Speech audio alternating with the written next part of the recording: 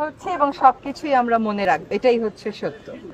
প্রথমে আমি এই ন্যায়ভিত্তিক আন্দোলনে যে সমস্ত মানুষ শহীদ হয়েছেন তাদের রুহের মাগফিরাত কামনা করি, কিন্তু একই সাথে এই হত্যাকাণ্ডের বিচার চাই। তার কারণ হচ্ছে যতক্ষণ পর্যন্ত জাতি হিসাবে এই হত্যাকাণ্ডের বিচার আমরা না করব, তাদের আত্মা কোথাও শান্তি পাবে না, তাদেরকে আমরা কোথাও জবাবদিহিতা করতে পারবো না।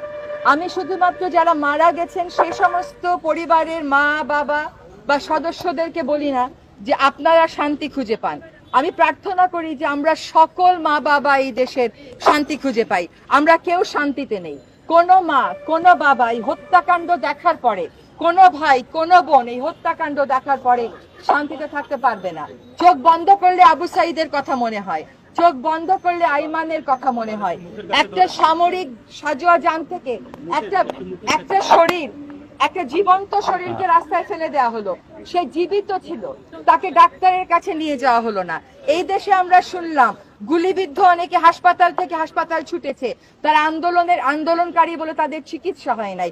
ধিক্কার জানাই এই চিকিৎসা ব্যবস্থাকে, ধিক্কার জানাই এই বিচার ব্যবস্থাকে, যা আজ পর্যন্ত ন্যায়ের পথে, এই বাচ্চাগুলোর জীবনের অধিকারের পথে কোন রকম ভূমিকা রাখেনি। আমি এই হত্যাকাণ্ডের জাতিসংঘের অধীনে তদন্ত চাই, আমি জাতিসংঘের অধীনে তদন্ত চাই। আমরা এর আগে 21শে আগস্টের গ্রেনেড হামলার বিচার বিভাগীয় তদন্ত দেখেছি না? সেখানে কি জজ মিয়া সৃষ্টি হয় নাই? হয়েছিল। কাজে আমরা নিরপেক্ষ, সুষ্ঠু, একেবারে স্বচ্ছ এমন বিচার দেখতে চাই যা হবে জাতিসংঘের অধীনে। প্রতিটা লাশের বিপরীতে আমরা জবাবদিহিতা চাই, প্রতিটা গুলিবদ্ধ দেহের বিপরীতে আমরা বিচার চাই। আমরা জবাবদিহিতা নিশ্চিত করে তবেই আমরা রাজপথ ছাড়ব। আমরা বিচার চাওয়ার পাশাপাশি একই সাথে প্রশ্ন করতে চাই, এই ছাত্রলীগ, ছাত্রদল, এই অস্ত্রধারী ছাত্র সংগঠনগুলো কাদের সৃষ্টি? সেই নষ্ট রাজনীতি আমরা বন্ধ চাই। আমরা অবশ্যই রাজনীতি সচেতন ছাত্র সমাজ চাই, কিন্তু যেই রাজনীতির নামে হল দখল করা হয়, রাতে আলো নিভিয়ে দিয়ে আইন শৃঙ্খলা রক্ষাকারী বাহিনীকে দিয়ে ছাত্রলীগের সমর্থনে গুলি করা হয়, আমরা সেই ছাত্র রাজনীতি কোনোভাবেই চাই না। আমরা বিশ্ববিদ্যালয়গুলোতে সকল শিক্ষা প্রতিষ্ঠান অবিলম্বে খুলে দেওয়া হোক এবং সেখানে ছাত্রছাত্রীদের, শিক্ষার্থীদের নিরাপত্তা নিশ্চিত করা হোক, তুলে নেওয়া হোক সকল অস্ত্র।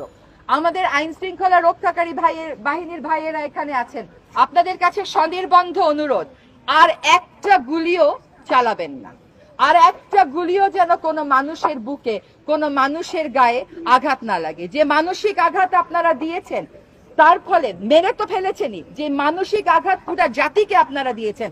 আপনাদের সাথে আমাদের সম্পর্ক স্বাভাবিক হতে আর কত যুগ লাগবে তা বলতে পারি না। আমরা নাকি সিঙ্গাপুর হয়ে গেছি। এতগুলো বাচ্চা মরলে সিঙ্গাপুরে একটা মন্ত্রীও পদত্যাগ করতো না? এটা হতে পারে? এতগুলো লাশের উপরে দাঁড়িয়ে থেকে পুরো ক্যাবিনেট যেরকম ছিল সেরকমই থাকবে? একটা মন্ত্রীর দায় নিয়ে পদত্যাগ করবে না? আমরা দায়ী সকল মন্ত্রীর পদত্যাগ চাই, আমরা বিচার চাই জাতিসংঘের অধীনে, আমরা শিক্ষার সুষ্ঠু পরিবেশ চাই, আমরা বলিষ্ঠ ছাত্র রাজনীতি চাই যেখানে অস্ত্রের ঝঞ্ঝানি আর টাকা থাকবে না, আর আমরা দায়ী রাজনীতিবিদদের বিচার চাই, জবাবদিহিতা চাই। আপনাদেরকে ক্ষমা চাইতে হবে। আমরা প্রত্যেকটা বাবা মা, শহীদের বাবা মায়ের কষ্টের মতন কষ্ট বুকে নিয়ে আছি। আমাদের কেউ আর যদি জিজ্ঞেস করে কেমন আছেন, ভালো আছি বলতে পারি না। ধর্মের বিধান অনুযায়ী বলতে হয় ভালো আছি আলহামদুলিল্লাহ, কিন্তু বলা যাচ্ছে না আমরা ভালো নেই, এই জাতি ভালো নেই। এই তথ্যটা যত তাড়াতাড়ি বুঝবেন এবং নিজের ভুল স্বীকার করে সেটাকে সংশোধনের দিকে আগাবেন, ততই জাতির জন্য মঙ্গল। ধন্যবাদ।